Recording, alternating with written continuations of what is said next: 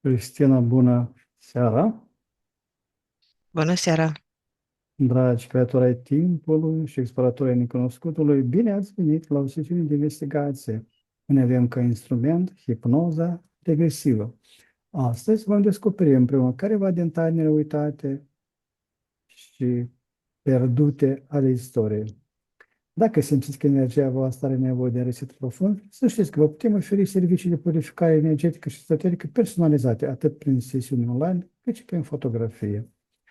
Astăzi, Cristina va intra în stare de hipnoză profundă, fără să cunoască subiectul investigației. Eu voi decide unde mergem, iar ea va descoperi totul în timp real. Așadar, relaxați-vă și pregătiți-vă pentru o călătorie transcendentă. Vă urăm o vizionare captivantă. Cristina oferă corpului tău o poziție cât mai relaxantă.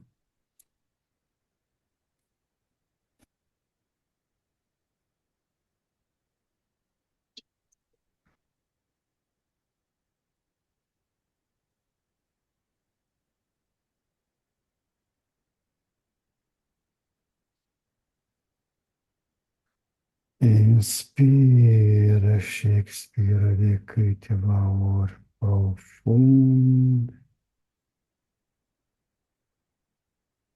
și relaxează-te maximal.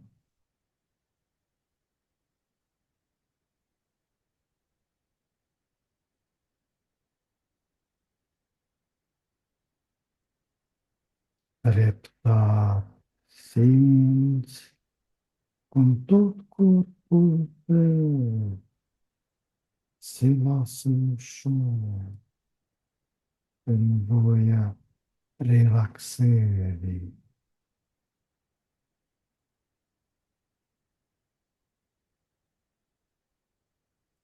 Cu fiecare inspirație, inspiri calmul și expiri toată tensiunea. Imaginează-ți cum un val de liniște se răspândește de la cap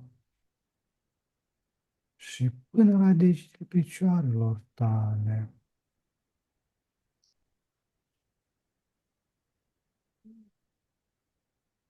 Mușchii tăi devin mai moi,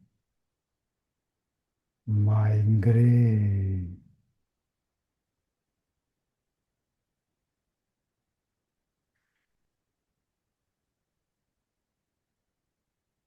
Te simți legeră, te simți relaxată, ca și cum ai pluti pe un nor confortabil.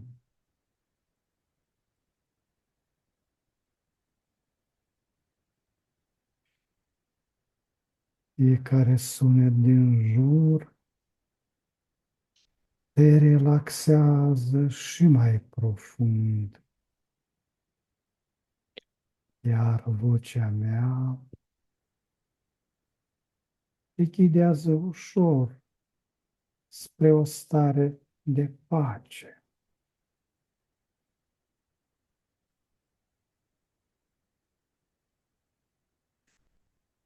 Numărăm de la 5 la 1 și cu fiecare număr tu te scufunzi de 10 ori mai adânc.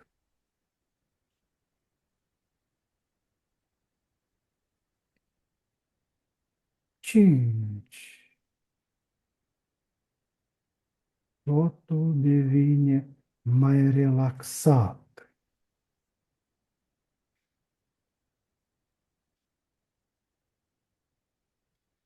4.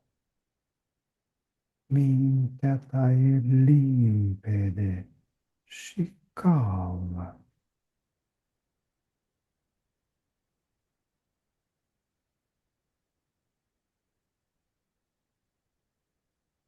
simți cum te desprinzi de orice grijă.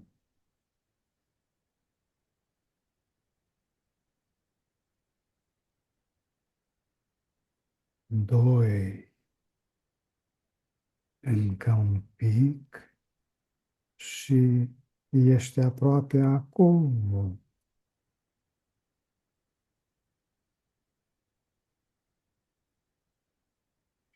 Și unu. Acum ești complet relaxată și într-o stare perfectă de hipnoză.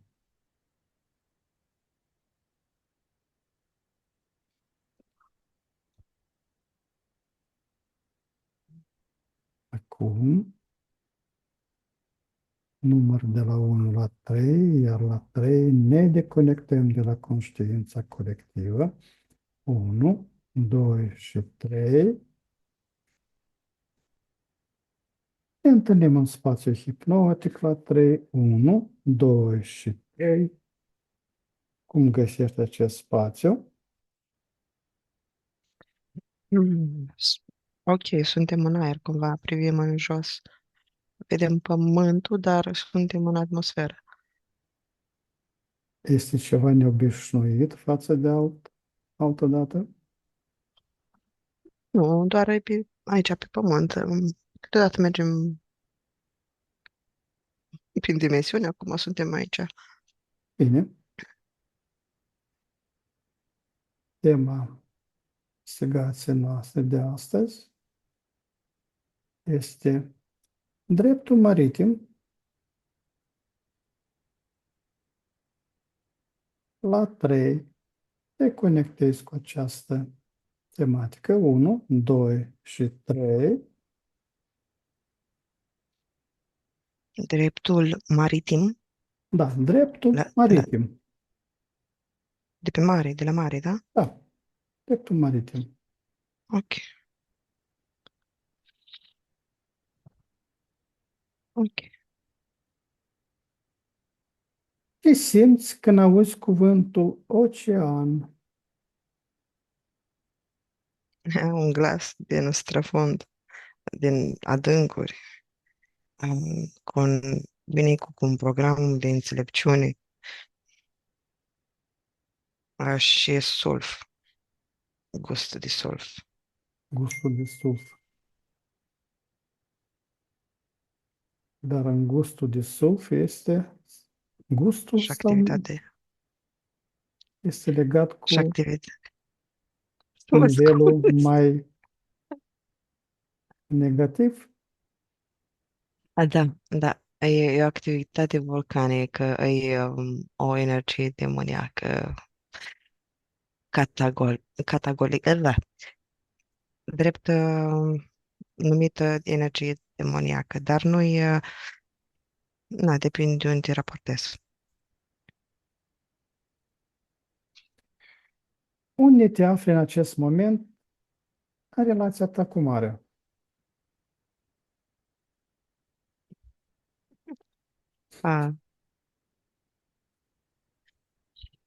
A, oarecum pe înțelepciune, pe benefică, pe sonor, a mea personală.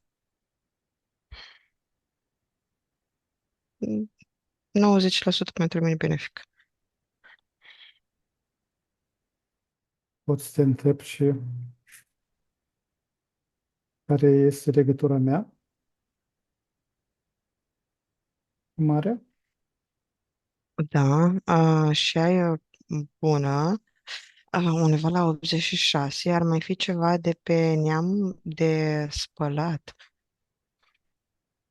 de cântece, de care vin pe arbore.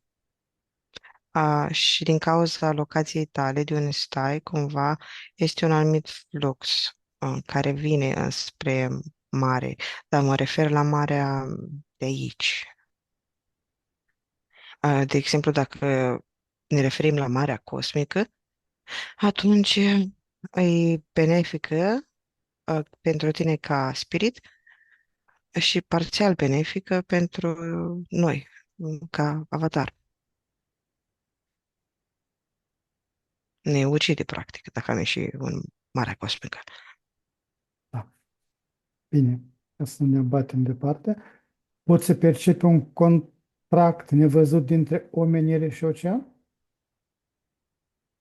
Da, venerație. Venerație. Um, da.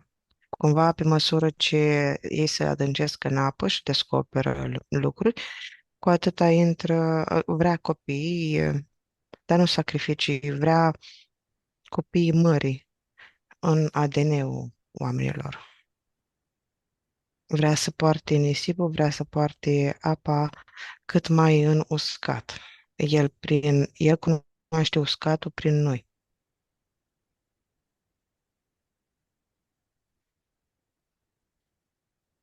Ce sunet al mării îți rezonează în adâncul sufletului acum?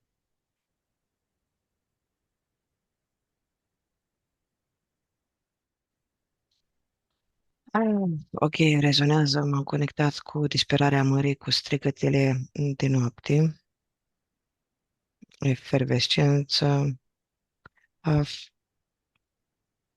plăceri lumești, ca și cum mm, este o energie a oamenilor pe, pe țărm, care se contumește cu marea. Dar nu aș vrea să fie întrebarea personală să Mhm. răspund la mine, că Da, nu... bine.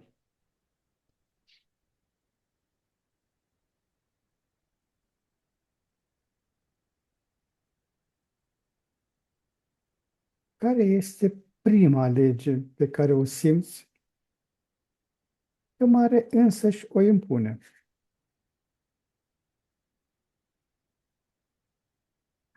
Trebuie să ne raportăm la o mare, fiindcă toate au programe diferite. De care vrei să vorbim? De Marea Neagră? Sau Mediterană? Sau Dreptul maritim se raportează în general la toate mările. prea generală? Fiecare are programul ei. Mhm. Mai înainte, aici, la Marea Neagră, când am răspuns, era ce am răspuns, dar dacă mă raportez ce simt de la Marea Mediterană, e o minunăție acolo de programe benefice, de expansiune.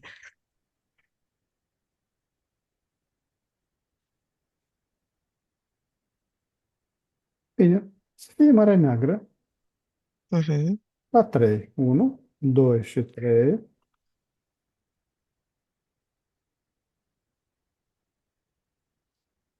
Așa, nu, ok, ne conectăm la cea neagră. Repetă, te rog, întrebarea. Care este prima lege pe care o simți că Marea Neagră însăși o impune?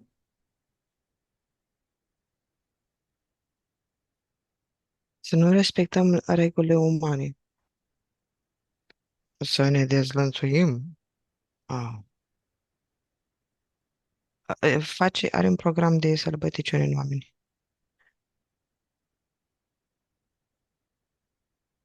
Impune un fel de, nu delir, ceva așa, o stare psihedelică de sălbăticiune, de a te deparazita de programele societății. Într-un fel poți să zici că te purifică, dar pe alt plan poți să zici că te sălbăticește. Să te apropii de ea, cumva, să nu cari programele societății în ea. Așa că de asta cumva ai nisipul, ca trecere. El îl reține, practic, tot. Și ea poți să captezi încet, încet pașii tăi prin valuri și să ia nisipul înăuntru ei. Prin urmare și programul pașii tăi oriunde ai umblat tu sau ce gânduri ai avut. Că tu, în momentul în care te uiți la mare, te gândești, te conectezi într-un anumit fel și acea amprentă rămâne acolo.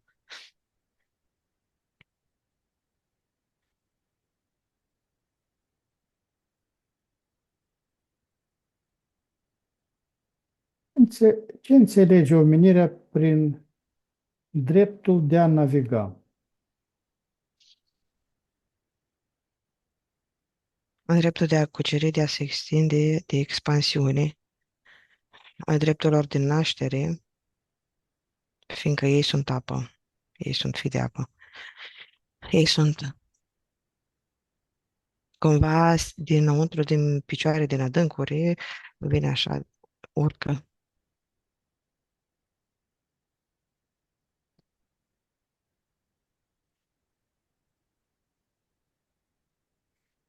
Care este diferența dintre a stăpâni și a se afla în relație cu mare?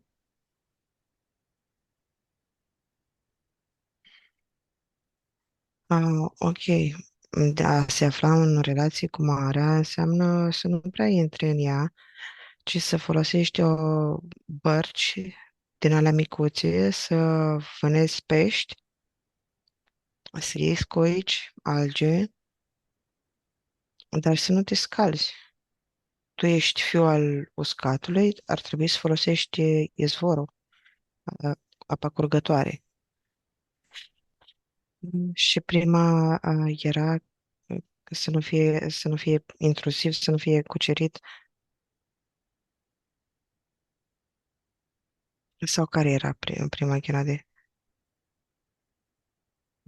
Prima Că ai zis două. Relația, a stăpâni, așa. a se afla în relație cu mare.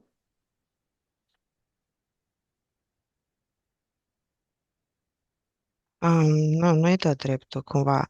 Mai degrabă a stăpâni, marea refuză.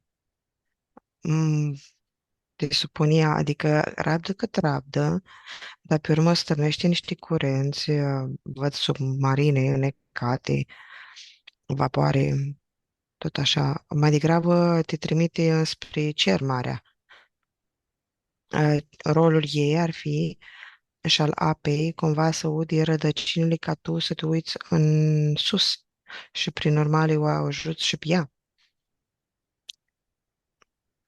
În momentul în care, de exemplu, când o cucerești, până când este un vapor, se folosește nu forța oamenilor, ci forța spiritelor de pe uscat, spiritul războiului, spiritul cuceririi, spiritul cuiva, unui zeu. Și atunci sunt zei în ciocnire, în, în, în convorbire, în pact. Și de asta cumva scapă oamenii. Prin programul, de exemplu, de a face bărci, programul de a face barcă a fost dat de mm, un arhon, cunoașterea cumva, cum e geometria matematică, așa a dat mai departe oamenilor, așa este și barca. Și atunci barca ca structură este codată să stea deasupra apei, inclusiv cu tot ce este unsă ea. Și marea recunoaște lucrul ăsta. Numai că dacă are spiritul omus, îl are slab și are program de necare, o să-l înnece. Și mai este cazul că dacă, m, ca acum, pe vreme de război, când dau entitățile mână cu mână, să facă pact, să mute energia pe glob, atunci ea favorizează. De exemplu, acum tot transportul a fost blocat în strâmtoare și se duce în Africa de Sud și apoi urcă. Acolo marea e foarte, foarte, marea apă, de fapt, e tot, vorbim acum de apă mai mare, e foarte periculoasă. Dar în același timp sunt niște monștri de stăpânit, de îmblânzit cumva. Și cine îi stăpânește are de câștigat, ca țară, ca forță. Știi acele ilustrații, desene, când ca și cum ar fi un cal pe mare învolburată, știi, pe apă, Cam așa este și aici. Când îmblânzești un dragon, o entitate,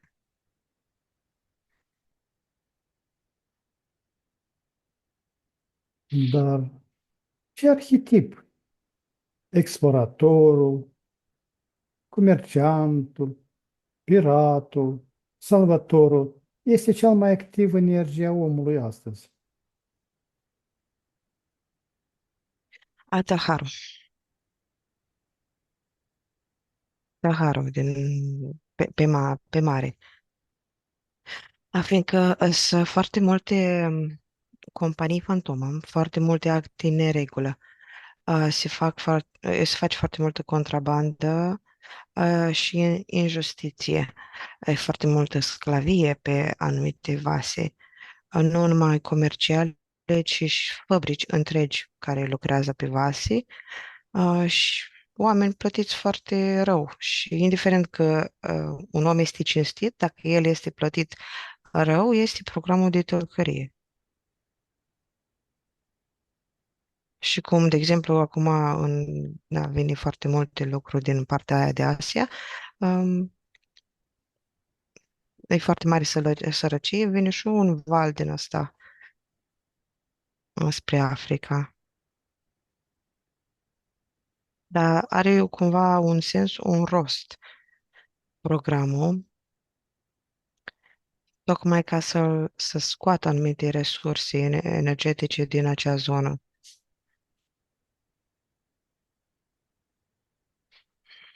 Dar nu energetice de petrol. Nu, nu, nu.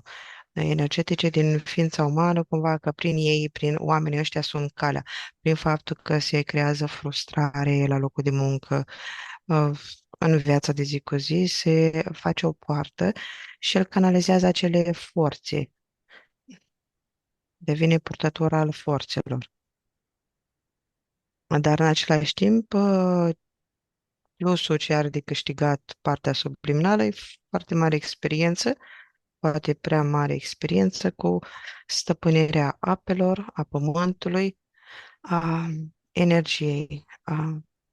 Mai adaug aici ceva și apoi continuăm. Cumva, cele patru elemente iar sunt implicate. Focul, bineînțeles că avem circulația pe mare, circulația terestră, aeriană, dar focul este alchimia care se petrece pe lângă combustibilul fizic.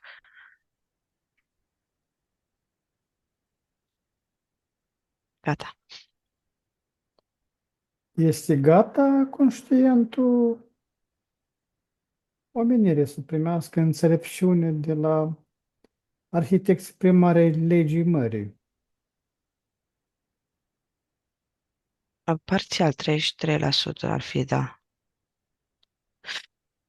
Fiindcă te-ai referit la inginerii mării și inginerii cei de pe uscat sunt pregătiți. Cei care înțeleg marea raportându-se la alte elemente, țin cont de climă, țin cont de materie, cei care au o viziune mai înaltă.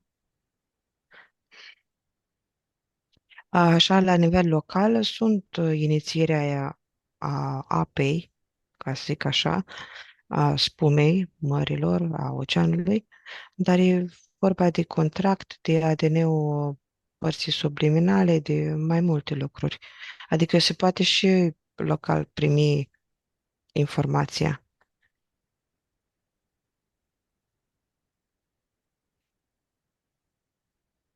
În ce epocă în care civilizația antică s-a familiarizat conceptul de legea mării?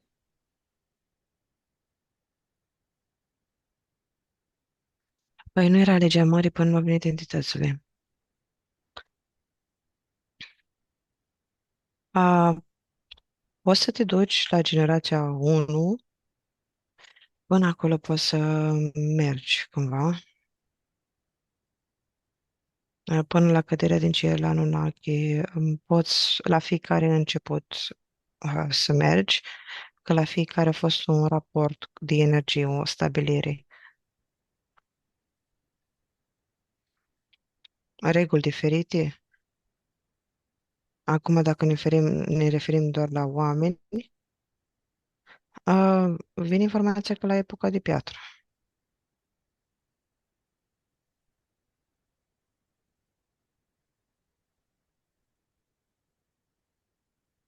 Cine a fost primul care a trasat o linie pe nisip și a spus, dincolo de aceasta începe regatul altuia?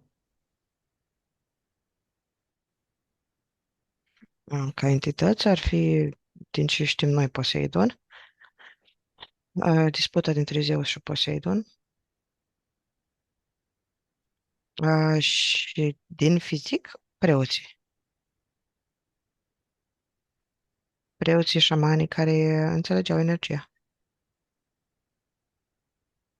și făceau cumva invocări, acolo ritualuri la margine.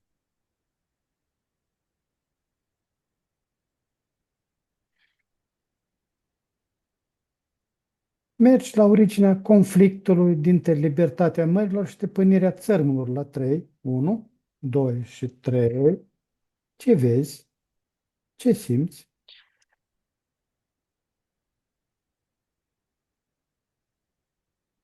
Um, Sunt mai multe entități care se bat, dar nu să... Adică acum nu m-am dus la Poseidon și Zeus sau la ceilalți echivalenți, ci văd mai multe femei, zeițe. Care anume? Sficele de aici, de pe pământ, gei, știi că s-au despărțit în mări, s-au despărțit în râuri, s-au despărțit în oceane, că o parte din ele s-au înțeles să poarte înțelepciunea din munți ca izvor, o parte lacuri și așa mai departe. Și apoi se aveau și dispote de teritorii. Unii să se verse, Acele zâne zeițe, da, sau chiar zeițe. zeițe.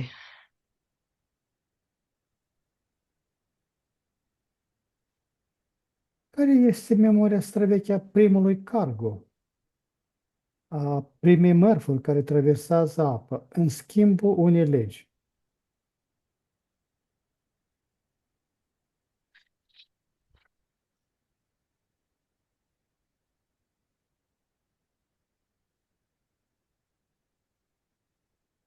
În schimb, unei legi. Dacă mi-ai putea detalia asta, nu primesc nimic ca informație. Mhm. Când ia naștere conceptul de pavilion, de drapel, ce informație îți vine la acest? Ok. Vine informația că ca Iisus, deci nu vine ca pirați, ca Mhm. cavalieri templieri sau și așa mai departe. Nu, vine de la Iisus. Văd într-un fel acel ceașaf, nu purta de el Giurgiu, simbolul Giurgiului, Mhm. Ce putere are ala alb, acest, așa spune. ce putere are acest simbol? De a alchimiza mai departe energiile, de a spune cui aparții. E un contract de încarnare, de discernământ că acționez în anumite forțe. Pe PTC, PCT. Mergi la 3 la un tribunal maritim antic. 1, 2 și 3. Ce caz se judică? Ok, vânat prea mulți, nu vânat, ocolesc prea mulți pești. Mai mulți. Au fost, îl acuză zeii, dar prin oameni, că ocolesc mai mult decât îi trebuia lui și familiei.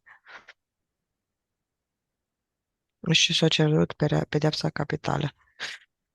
că cei care aveau grijă de pești aveau grijă de ecosistem, de un anumit număr care să fie produs, să nască. Și erau puțin egoiști, îi urau pe oameni. Așa sentință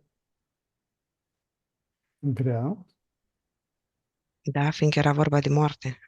Pentru ei pești era viață și erau fiii lor. Moarte pe moarte. Fie unor zei omul, fie unor altor zei peștele. În sensul ăsta, din punctul lor de vedere. Care este Da, asta, rădăcina? Mhm. Continuăm, mă iert. scuze, din asta cumva înainte de o etapă în care omul a fost lăsat în pace. Asta în momentul în care omul ca avatar era încă modificată, era îngrădit, nu putea deloc să iasă din Limitat, subordine. da? Da, din primele generații de oameni a ADN-ului.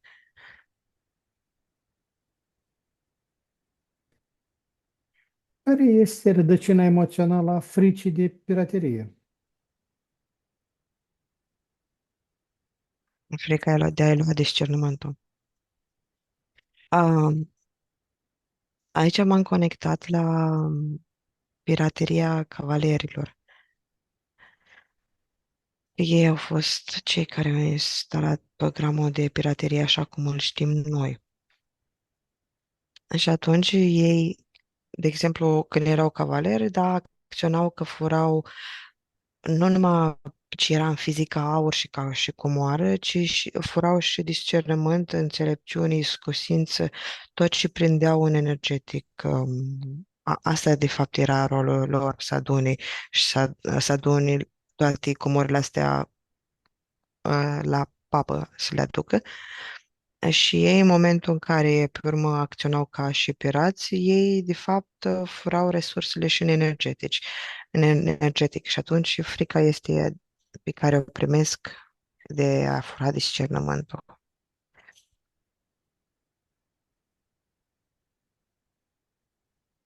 El treptat a trecut și pe mare, da? Da, Pirateria în mare. Există un cod de onoare nescris dintre marinari care a precedat toate legile scrise?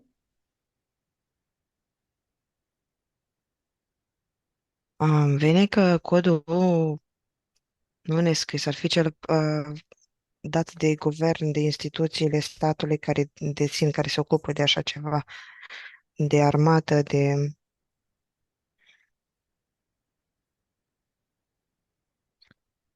asta pe parte. Acum să mă uit la comerț și mai repet o dată întrebarea. Există un cod de onoare nescris dintre marinari care a precedat toate legile scrise?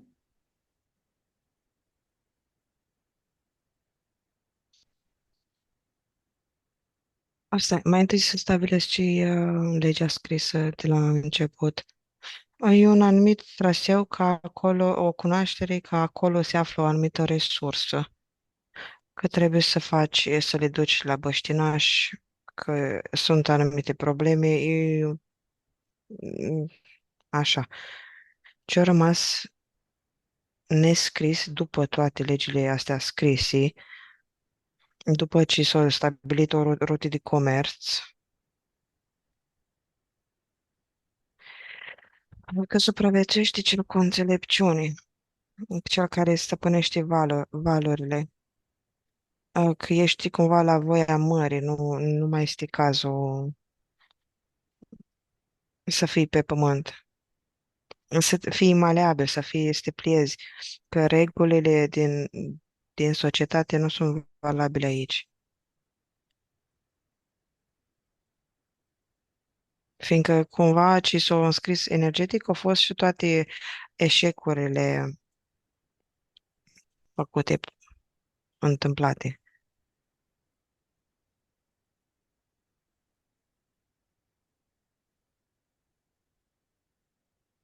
Cum se transmitea inițierea legilor mării de la un capitan bătrân la unul mai tânăr? Mm. Aha, ce primesc? Ok, mai întâi prin suflu, apoi prin palmă, prin lovituri. Îl și scuipa, îl înjosea, punea să spele podelele într-un fel. Asta era o inițiere, dar era o inițiere mai regală, care se făcea oficial și atunci era ca o cununie. Erau prezenți și arhoni și dracu reptilieni și sirene. Erau mai multe entități acolo, cumva, la cea oficială, la inițiere. Dar aici văd ofițeri de rang superior și tot așa, că la fiecare grad e câte o inițiere ca și la popi.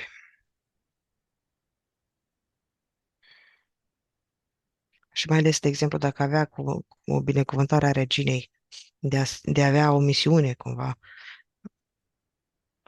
programul de a avea o misiune și atunci l-ajutau toți, între ghilimele, l-ajutau toți, adică slujea pentru imperiu.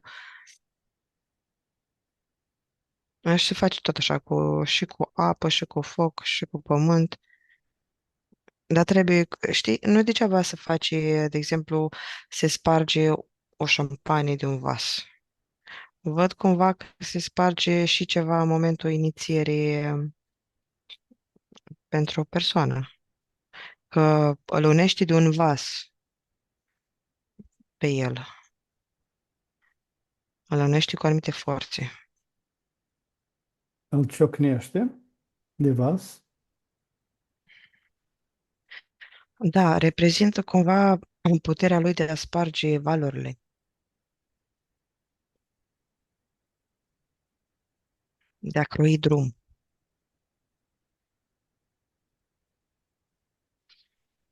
Dar de ce șampanie și nu apă? Este în sticla spartă. Fiindcă e vorba de vin de alcool, de lucru efervescent, ceva ce este un fel de ambrozie, un fel de ceva plăcut zeilor. Mhm, mhm. Care este povestea ascunsă a primului salvagard?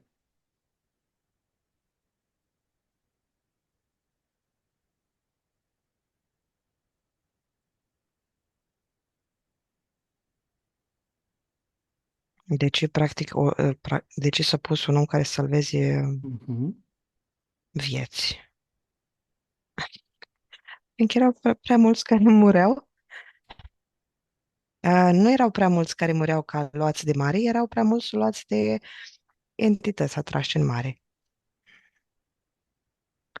E un fel de preot, poți să zici, are o anumită inițiere și el, pe cel care îl văd acum, nu cei de acum, din, din zilele noastre. Ok. Um, Preot din cauza că este mai mult șaman și atunci el știe valorile, el știe natura, știe cum să scoată apa dinăuntru și să bagi viața înapoi sau să o scoată la suprafață. Dar ce a fost salvat cu adevărat? Contractul. Contract.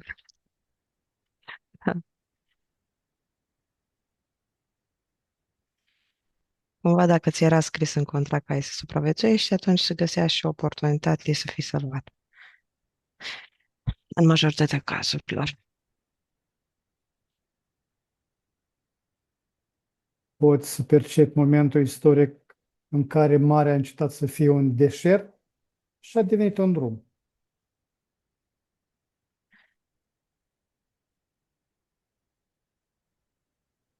Nu poți să identific. Te referi ca să mă conectez din altfel. Stai. ca negoț, Da. ca forță, ca nevoie. Nu, știi cum îl identific? Ok, bun.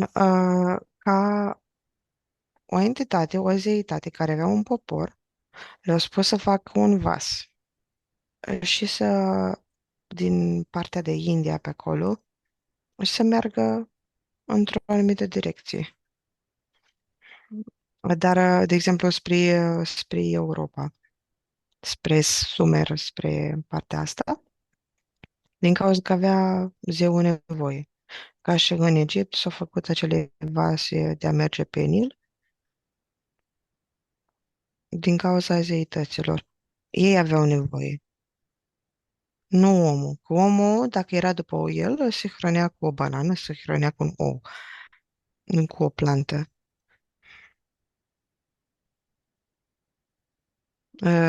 Ceilalți zei au favorizat găsirea resurselor în mare. Prin Japonia, prin partea de China, prin Asia, văd că erau mânați cumva înspre stânci să caute anumite lucruri. Li se dădea idei.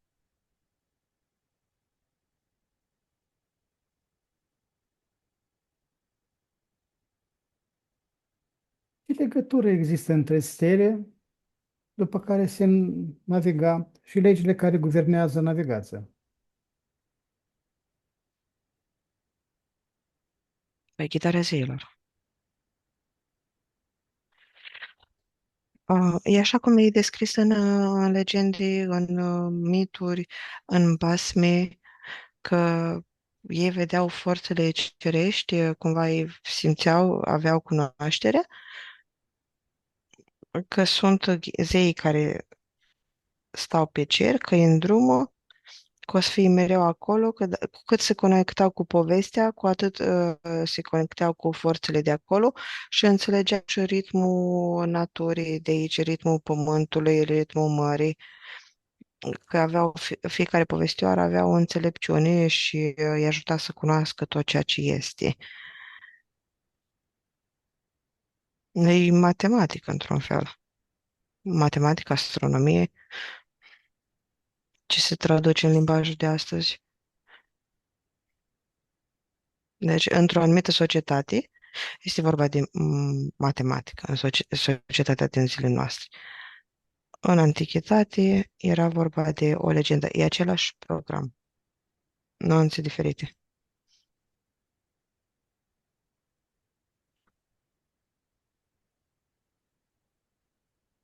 Ce reprezintă cu adevărat un vas?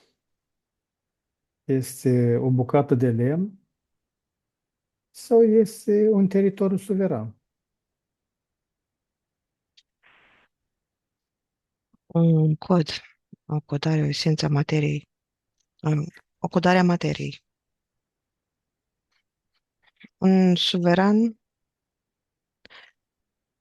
nu, suveran e energia ta. De exemplu, când ai o intenție, o energie, că mergi într-un loc și atunci ați extins câmpul și devii tu una cu vasul. Atunci poți zici că este o energie suverană și merge, înaintează. Și te conectezi cu intenția să ajungi la o anumită destinație, cu cuvântul să aibă o anumită putere și așa mai departe. Mm. Dar e o codare. Codare, cum am zis și mai înainte, primită de la anumite entități. Bine, nu că n-ar fi părți subliminare care vin cu cunoaștere din alte lumi. Sunt foarte mulți, foarte multe părți subliminare care au cunoaștere mai mari decât zeie. Că nu vin ei și ne-au dat toți și am fost noi la mila lor. Nu, din contră. Sau sunt oameni, părți subliminale, care au fost zei altă dată și încă au cunoașterea și o activează aici. Și oricum, partea subliminală este tot ceea ce este și are toate informațiile.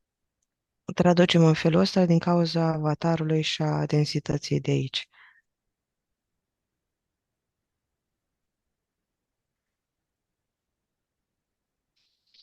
Dar totuși, care e esența unui port? Este un capăt de drum, un început sau un spațiu de tranzacție sacru?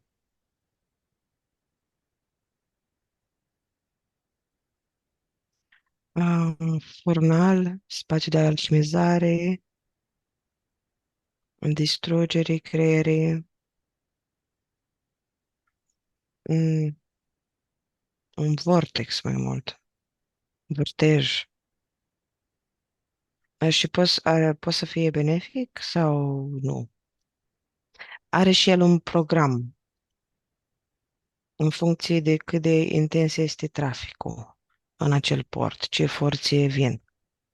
Că poate să fie un port într-o, nu știu, la Marea Mediterană și să fie mai mult ceva comercial, turistic, sau poate să fie ceva foarte intens ca Singapore, ca asta din China, foarte mare, oraș foarte mare și atunci e vorba de alte programe imense și nevoie de o civilizație care să poarte acele programe, fiindcă fiecare port are programul de abundență, dar poate să fie abundență în materie, să fie resurse, să fie o viață îmbelșugată pentru toată lumea să se ducă înspre țărm sau pot să se hapsănească oamenii și prin hapsăneala lor să facă abundență nu materială, financiară, ci de stări de frustrare. Abundență pe minus. Și aia este abundență. Dacă privești la portul Constanța, Da. care este abundența lui? A, pe jumătate distrusă. A furată, cumva, a făcut contract din ăla nebenefic de sclavie. Cine? O văd înspre partea de nord a Mării Negre, că se duce energia. Odessa? Dacă acolo este Odessa, atunci acolo. Sau ceva mai la nord? Deci e în partea de nord. În partea de nord a Mării Negre. Acolo este Mhm. tras. Și în schimb, de exemplu, de la cealaltă parte, uh, este trimisă de la cealaltă parte din sud, este trimis energia de la Allah. Adică, periodic, în viața de zi cu zi, acea energie de la Allah și refugiați și programe din astea de turism.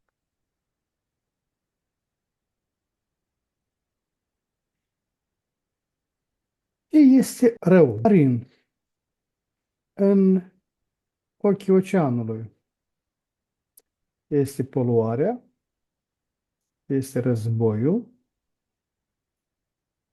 este încălcarea cărei legi. Oamenii, din punctul lor de vedere. Poluarea nu. Poluarea e ca și cum ar face parte din apă. E ca și cum pe fundul mării, pe fundul oceanului, uh, petrolul se găsește, viscozitatea aia se găsește. Nu e ceva ce nu cunoaște apa, marea. Mai multe sunt pe fundul oceanelor și a mărilor decât ce la suprafață, ce considerăm noi poluare.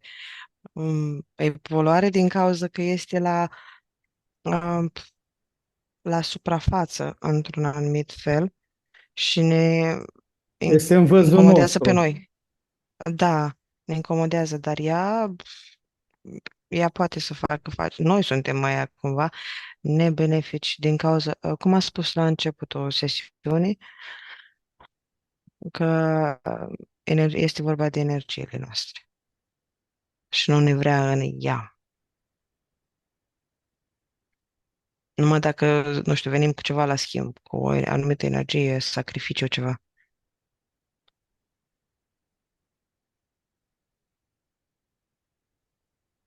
Care este dreptatea supremă pe care o poate oferi marea?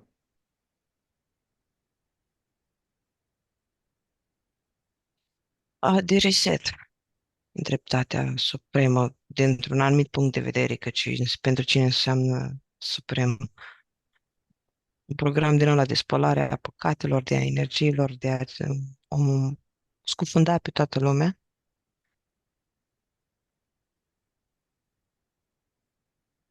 La asta te referi ca întrebare sau să mă conectez și o formulez din nou întrebarea?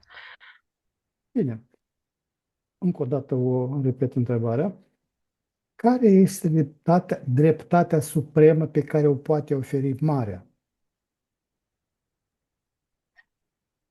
Ok, vin ca exemplu și cazuri de oameni care s-au înfățișat înaintea mării și au cerut dreptate pentru că li s-a întâmplat ceva evenimente și atunci li se răspunde, dar le răspunde entitățile, spiritele mării, fiindcă ei simt că de acolo ar trebui să vină dreptatea sau fiindcă e puternică, se conectează cu un aspect al mării, al apei. Și de atunci e vorba de un contract, de o schimbare de contract, de un acord, de o interferență. Și se duce zeitatea la altă zeitate să se lupte pentru acel suflet, pentru acea parte subliminală. Dreptatea, dreptatea lumească, nu e vorba de dreptatea ta. Numai Adevăr- dacă îi dai sensul, în sensul că, de exemplu, un cel mai benefic scop ca să te trezească, să ieși din Matrix, cum poți să folosești apa ca dreptate, poți să o purifici, dar fi mai bună apa de izvor și să te ajuți de o anumită apă să faci o dreptate la modul de ieșire din Matrix. Ce-i lumesc e relativ.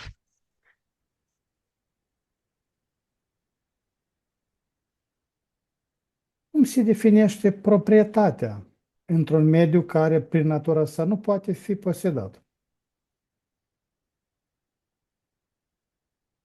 Pe mare, Da.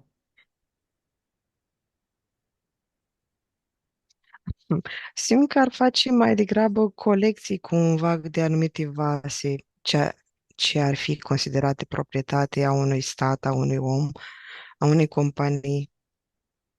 Cumva face resurse, face adunătură de resurse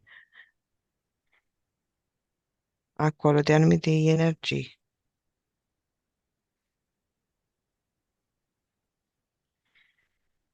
Dar ce, Asta simt.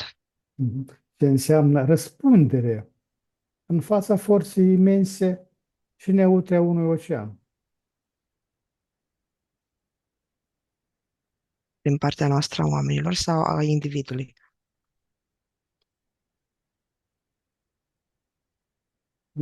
Din partea unui individ.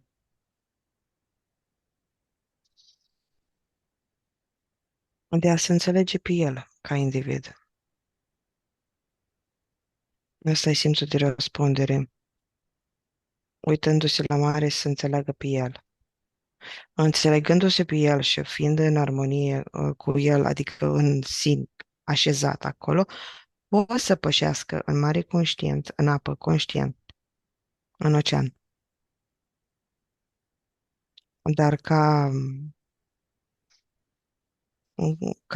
mai mulți oameni este vorba de egregori, sunt mai multe, se schimbă răspunsul. Ca individ, asta era.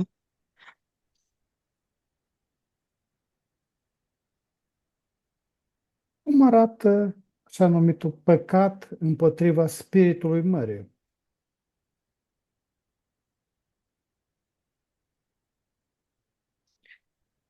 Ok, păcat fiind o energie impusă de altceva, o neclaritate, o neconștientizare, ceva denumit de biserică în principiu.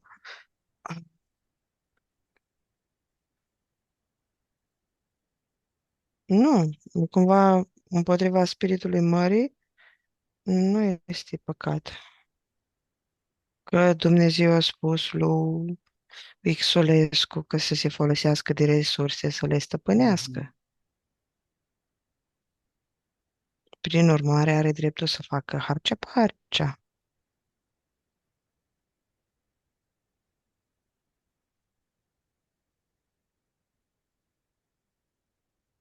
Care este legătura telepatică dintre un delfin, un navigator solitar, și un creator de legi într-un birou îndepărtat?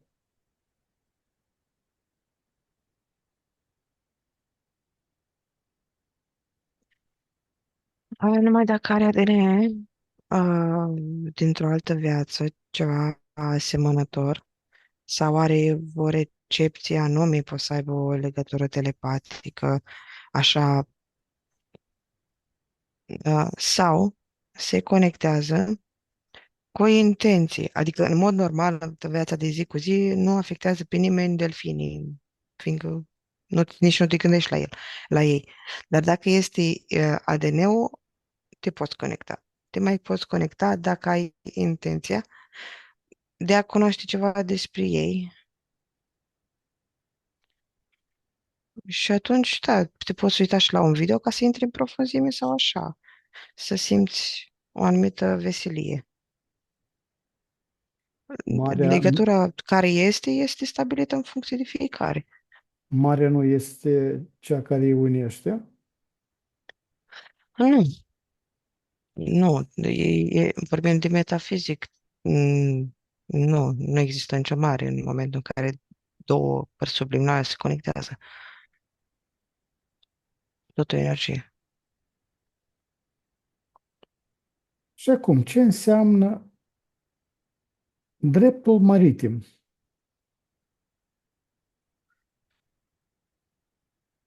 Pentru noi oameni. Da,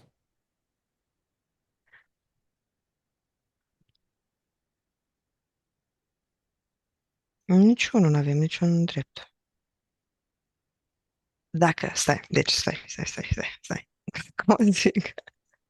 Dacă ne raportăm la informația asta, din punct de vedere a omului, ceva de pe Terra pământesc, din densitatea asta 3D și așa mai departe, nici unul.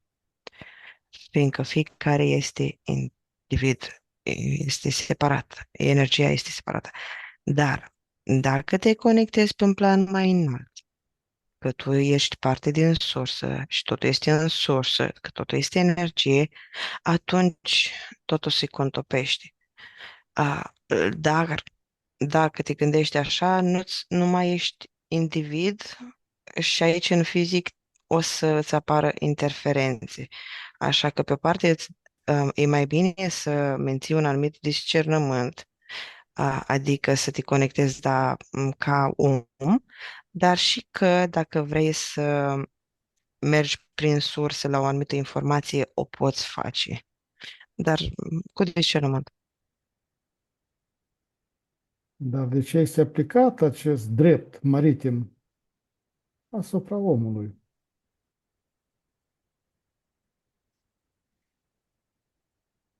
Uh, E mai mult ca program aplicat, din cauza că structurile sunt diferite, adică dacă am avea branchii, de exemplu, am fi o creatură a mării și atunci ar fi cumva drepturi despre care să vorbim. Dar așa suntem oameni și e separarea asta că omul trebuie să stea pe uscat din cauza că structura lui este pe uscat. Asta pe parte. Pe de alta, s- este împărțeala entităților și în al treilea rând, pe de altă parte, este vorba și de forțe, de elemente, că o fi ele entitățile cam peste tot, dar nu ele stăpânesc pământul ăsta. Adică dacă ne gândim ca și cum entitățile de peste tot, fiecare structură este cu o entitate, atunci apare foarte rapid modalitatea de a fi interferat. Totuși, din ce cauză aplică dreptul marin asupra omului pe uscat.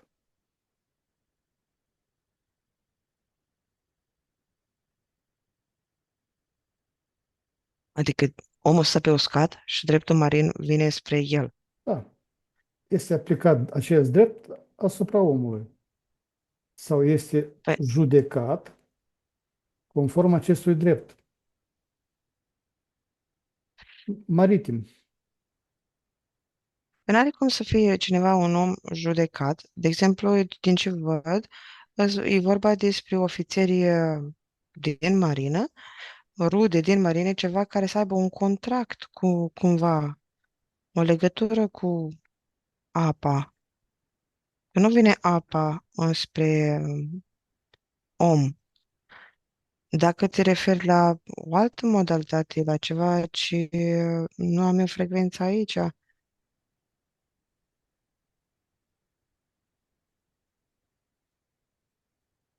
dacă cumva trebuie să fie vorba de un acord.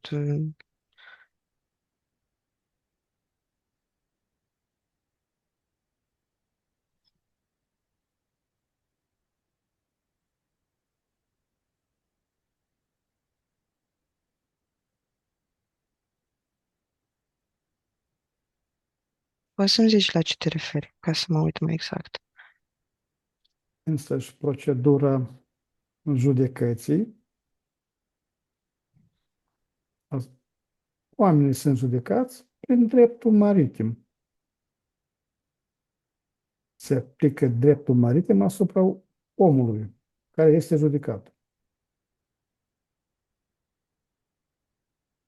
Și acest drept maritim la tine este, sau la care te referi tu, este ceva ce nu am văzut în sesiune, ceva ce nu am vorbit acum? Sau Este un omul se anumit set. transformă în marfă. Păi și nu este vorba de un acord, dacă se transformă în marfă, de ce am vorbit mai înainte de sclavia de pe mare, dar tot are un contract, e vorba de un contract care are în partea subliminală un acord cu o entitate, să moară într-un anumit fel, să aibă o anumită Mhm, viață mhm.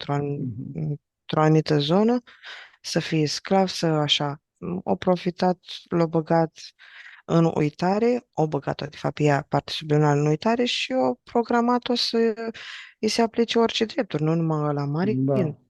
Mhm. Așa, cumva, eu, dacă mă uit la un om, individ trezit, să zicem așa, care nu intră în apă, atunci nu încalcă niciun drept. Dar oricum ar fi cel care este trezit, se conectează cât de puțin cu el, cu esența lui, încât să se separe de anumite energii înainte de a intra în mare. Bine. Cristina, am ajuns la finele sesiunii. Acum Mhm. ne deconectăm de la toate canalele informaționale la care am fost conectați. Ne ștergem toate urmele și amplitudini energetice de peste tot. 1, 2 și 3. Deschidă un flux energetic din sursa primordială care ne spală toate rezidurile informaționale și ne energizați la maxim. 1, 2 și 3. Acum pregătește să devii treptat în stare de veche, proaspătă și plină de energie, acolo de unde ai plecat.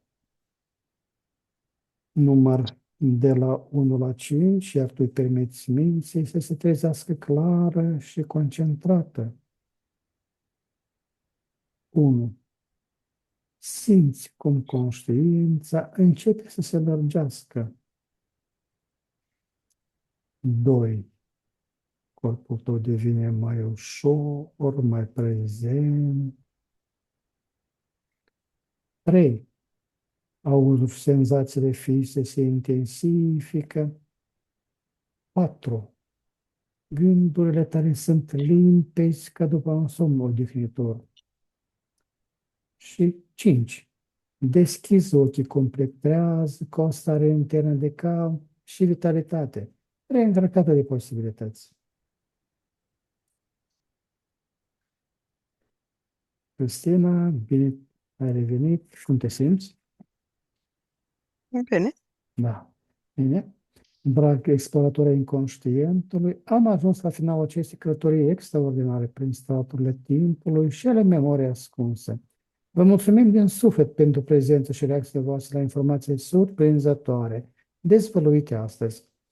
Fiecare comentariu, like și share ne ajută să duci investigațiile mai departe. Sincere mulțumiri Cristinei, ale cărui talent și deschidere au făcut posibil această experiență fascinantă. Dacă ați fost intrigat de ceea ce ați văzut, nu uitați să vă abonați și activați clopoțelul de notificări pentru a nu pierde următoarele sesiuni. Până data viitoare, rămâneți curioși și deschiși la miseriile pe care mintea noastră le poate dezvălui. Vă urăm liniște și descoperiri interioare. La revedere! Numai bine!